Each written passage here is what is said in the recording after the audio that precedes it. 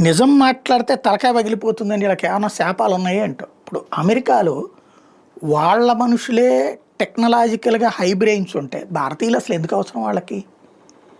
వాళ్ళ దగ్గర అంత చదువులు ఉంటాయా? ఎంతమంది చదువుకుంటారు అక్కడ పీజీలు? ఎంతమంది చదువుకుంటారు అక్కడ డిగ్రీలు? యుక్త వయసు వచ్చేటప్పటికి తల్లిదండ్రులకు దూరంగా పోయి పెరగాలి పిల్లలు. ఆ పెరిగేటటువంటి సందర్భంలో వాళ్ళ చదువులకి వీటికి తల్లిదండ్రులకు సంబంధం లేదు. భారతీయులు అక్కడికి వెళ్ళాకే ఈ సంబంధాలు బలపడ్డాయి. భారతీయులు తమ బిడ్డల్ని పెంచి పోషిస్తారు. వాళ్ళకి చదువు ఉద్యోగం వచ్చేదాకా ఉంటారు. వాళ్ళ అబ్బాయిలైతే కోడళ్ళు వచ్చినా కూడా ఫాలోఅప్లో ఉంటారు. అమ్మాయిలైతే గనక అల్లుడు పెళ్లి చేసుకున్నాక ఫాలోఅప్లో ఉంటారు.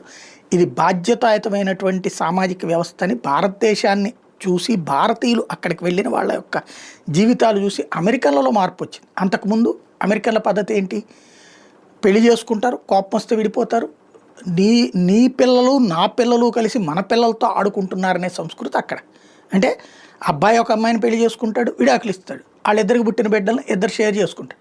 అమ్మాయి ఇంకొకరిని పెళ్లి చేసుకుంటుంది, అబ్బాయి ఇంకొకరిని పెళ్లి చేసుకుంటారు. మళ్ళీ వీళ్ళకి కొత్తగా పుట్టే పిల్లలు ఉంటారు.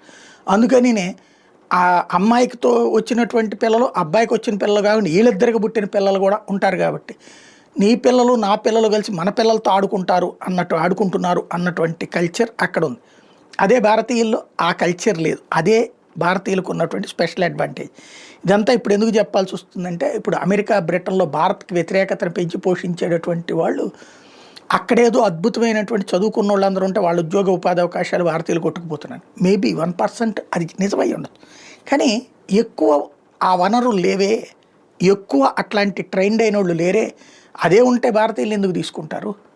కాబట్టి ఇక్కడ ఒక ఆస్పెక్ట్లో ఫైనాన్షియల్, రెండవ ఆస్పెక్ట్లో అక్కడ ఆ వనరులు కూడా లేవు, ఆ మనుషులు కూడా లేరు.